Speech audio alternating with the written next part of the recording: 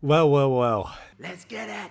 A couple of weeks ago, I recorded a video asking the question, if someone came up to me and said, Kyle, how can Charles Oliveira beat Islam Makhachev in their rematch just 1 year after he was dominated in their fight? And I gave you the reasons why. Flashback. I think you would probably say striking would be the first bullet point, submission would be the second. End of flashback. And now we find ourselves less than 2 weeks at the time of recording away from that fight taking place, and we have a very different question now in front of us to talk about on this episode of Devil's Advocate.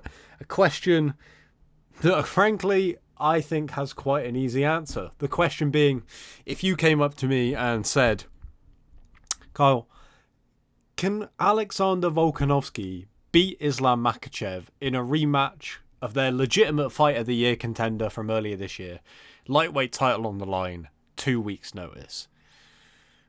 My answer would be yes. And this could be the shortest episode of Devil's Advocate ever, because if you said, well, why? I would say, go watch the first fight.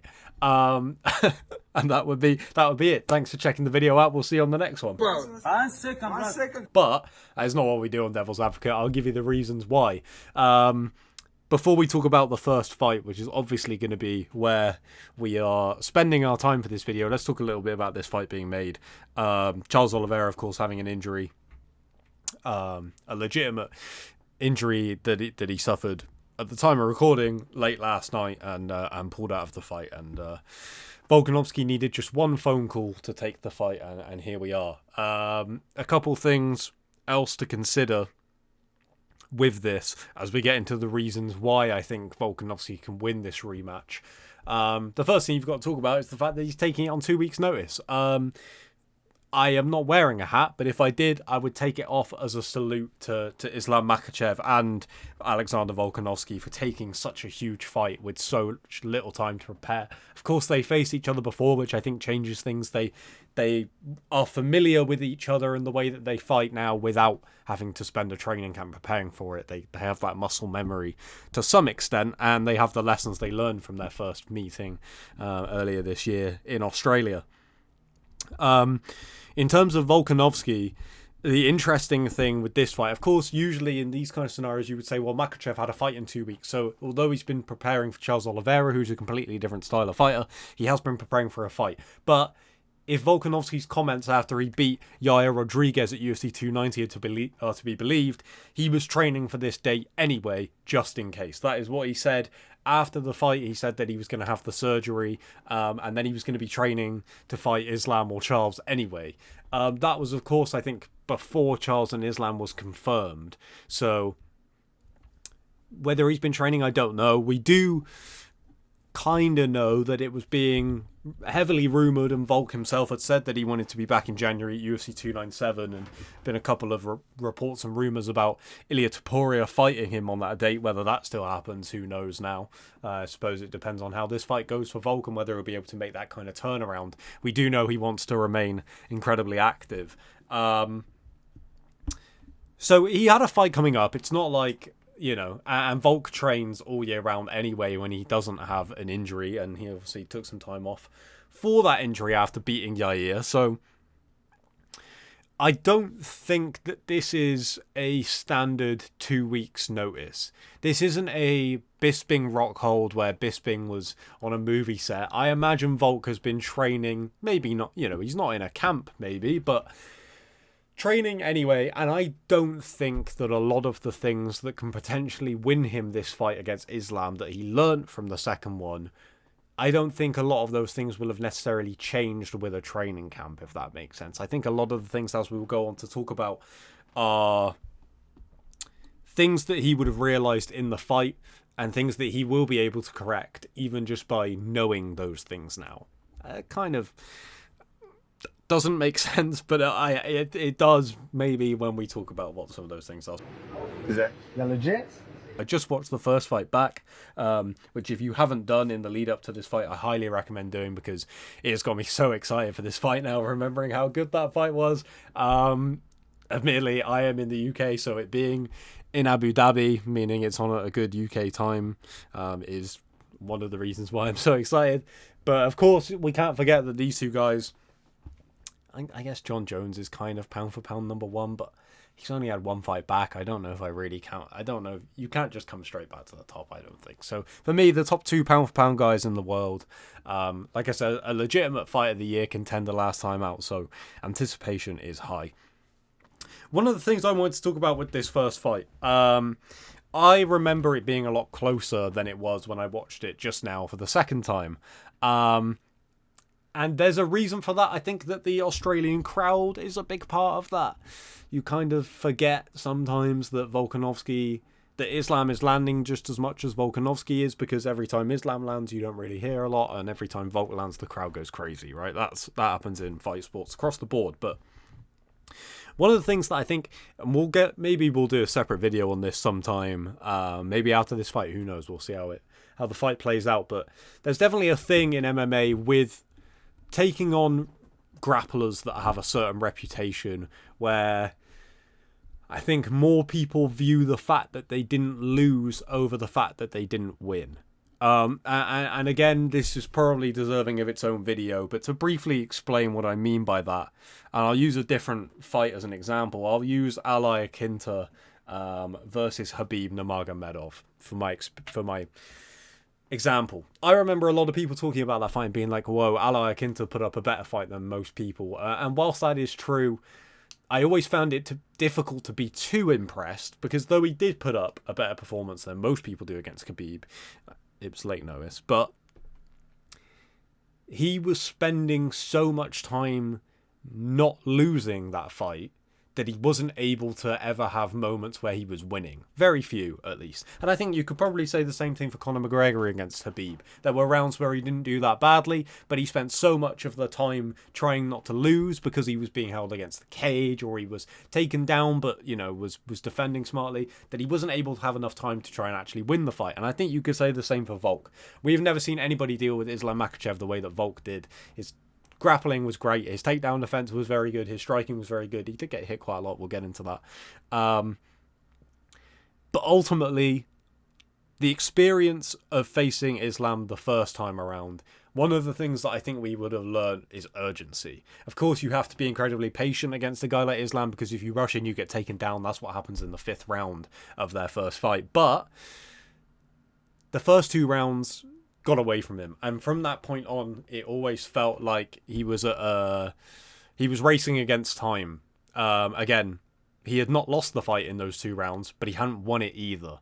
And so in that 4th round, where he gets taken down and he gets his back taken, and it's the round that probably people have spoken about the most. It's the round where he gets his back taken for the majority of the round, and he spends a lot of it hitting Islam like over his shoulder and talking to him. And of course the crowd went crazy for it. Myself sat at home, I was going crazy for it. I couldn't believe that Alexander Volkanovski was that confident to just sit there and ride the round out. But at the same time, losing the first 2 rounds meant that he couldn't really afford to do that. But you also can't rush against a guy like Islam, as I said. And so I think that experience will really help Volk. Knowing that it's not enough to smartly defend, because Islam, it's not just like, okay, we can sit this round out and we'll come back in the next one because we don't want to risk getting submitted, because Islam will do the same thing in the next round. And so you do have to take a few more risks. I know that that's difficult. Of course, I'm not saying it's that simple to just make a scramble, But still, I think that point is important. And of course, there were arguments about him losing concentration, potentially. I think in the 4th round when he got taken down, the commentary I picked up, they said something about him talking to Islam's corner in the fight or something like that, and then he got taken down, which I don't think will happen with this fight taking place in Abu Dhabi, because again, I loved it when I watched it as a fan, because it felt like Volkanovski finally got his moment of not just like he's a great fighter, but he's a fan favorite. He's a guy that people love watching. That really felt like that happened for him in Australia. But is there a part where he probably played up to the crowd a little bit too much? Yeah, maybe. But I think it benefited his performance in some ways as well, with how confident he was. But that's beside the point, really. let's talk about that confidence in the first fight. Probably the most impressive part, I think, of Volkanovski's performance, how calculated and calm he looked at all points in the fight. Usually, if I was talking about somebody fighting Islam Makhachev for a second time, I think I mentioned this when I spoke about Charles Oliveira's chances of beating him. I think that fighting a guy like Islam twice, you have a better... Not necessarily, because Islam gets better every single fight, as we were going to talk about. I eat, I sleep, and I train. But when you've come up against it and you know what to expect, if you have any kind of success, I think that helps. But the problem is Volkanovski was so confident that first time around that I don't know if he can get more confident than that. I don't think that he would have lost any confidence. That's not what I'm saying. I think, if anything, it'll be about the same, because he felt like he could beat Islam that first time around.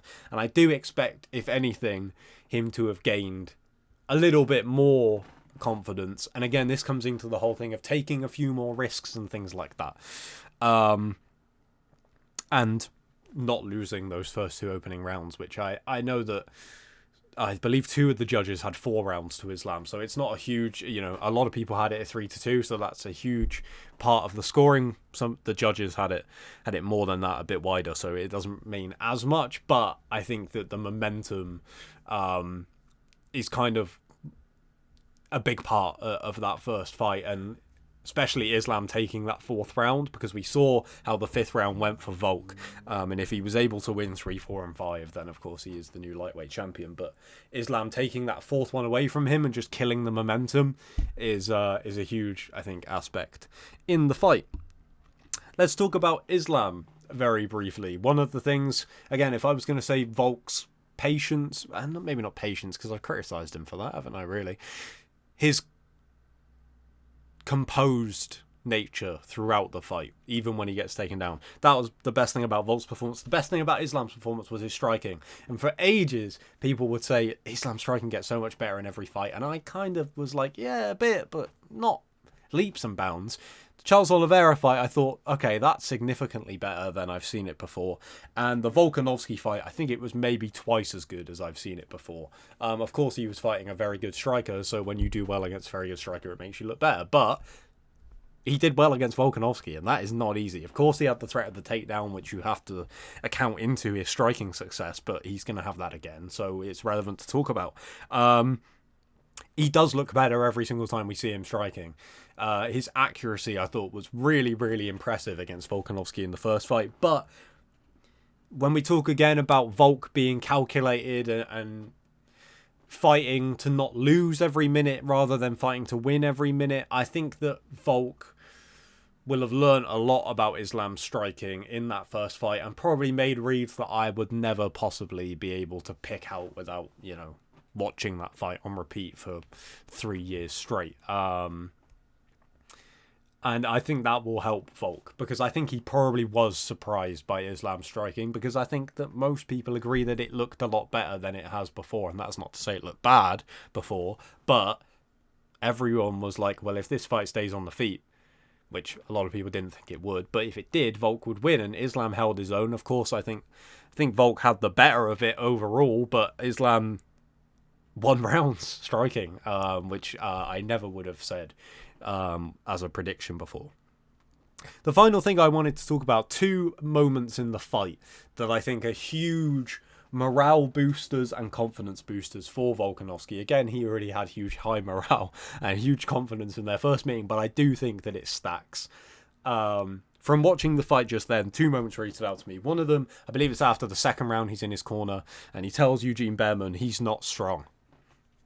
Again, to talk about the lessons he's learned, to go back to the start of the video, the lessons he's learned from fighting Islam that don't really make a difference whether he's had 2 months to prepare or 2 weeks. He knows that now. He knows that he can go strength for strength with Islam, and I think that that changes the way he approaches some of the clinch. I think that that will change how he approaches some of the striking, maybe putting a bit more combinations out there. Leg kicks, he seemed to land leg kicks whenever he threw them. I knew, of course, he doesn't want to get them caught and give Islam an easy takedown, but if he can put that into a clinch where he knows he can go strength for strength, then I think leg kicks could be a bigger aspect of this fight. And the other moment, which of course is the moment that a lot of people remember from this fight, the final minute, in fact, where Volk drops Islam and lands some ground and pound, and the final moment of that fight, when the final bell goes, is Volkanovski getting off of top position to a standing ovation from the crowd in Australia, whilst Islam Makhachev gets up, pulls himself up from the canvas with a black eye, and he looks... I know he puts his arms up and he's confident he won the fight, and he should be. Watching it again, I was a lot more confident that Islam had done enough to win that fight than the first time I watched it live, but he looked like it had been a war, whereas Volk looked like he could go a few more rounds and looked pretty unscathed. I know he had a couple of cuts, but nothing crazy. But Islam looked like he had been through some tough rounds at the end of it.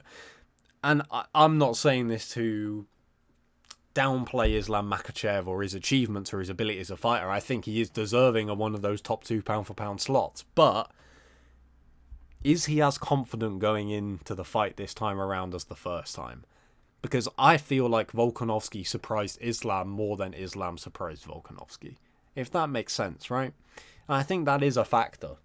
Especially on 2 weeks when Islam was not expecting this, and Volkanovski has probably had it in the back of his mind throughout the build-up to this fight. If one of them pulls out, I'm going to jump in.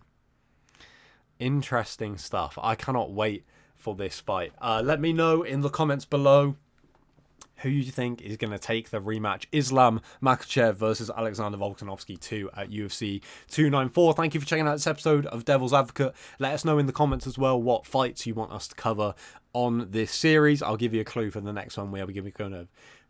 That was absolute garbage. We are going to be heading to Brazil for the next episode in the series, so I will catch you on that one. Subscribe for more videos on this series, and I'll catch you later.